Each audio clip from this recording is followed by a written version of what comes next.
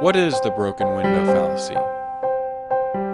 It all starts when a hooligan decides to throw a brick through the local baker's window. The community gathers at the bakery to discuss what has happened. I feel bad for that poor baker. He's lost a window. It's true, but if you stop and think about it, maybe it's not all that bad. After all, the baker does have to repair his window, which means the glazier will now have work to do. After getting paid, the glazier will probably spend his new income on some of your crops. Then you'll have income to spend on even more goods and services. You're right! The hooligan has actually stimulated the economy. Imagine how many more jobs would have been created if the hooligan had done more damage.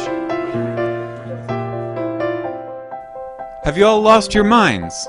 Haven't you read Frederick Bastiat or Henry Hazlitt? You're only focusing on what's seen, the money I will spend repairing the broken window, while you ignore what's unseen, the money I would have spent on a new suit. If I had bought my new suit from the tailor, he would have also spent his new income on some of your crops. So you still would have had more income to spend on other goods and services. The only difference is that I would have had both my window and a new suit, whereas now I only have a window. This hooligan has cost me, and thus our community, a new suit.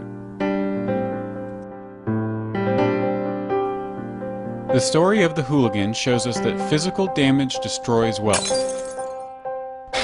After all, if the hooligan's act actually did stimulate the economy, then society would have been better off if he had destroyed the sign, the building, and the rest of the town.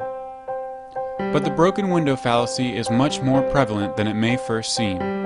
In fact, it remains at the core of mainstream policymaking. For example, when the government claims to create jobs by financing public works programs, such as construction, it does so at the expense of its citizens in the form of either higher taxes or inflation.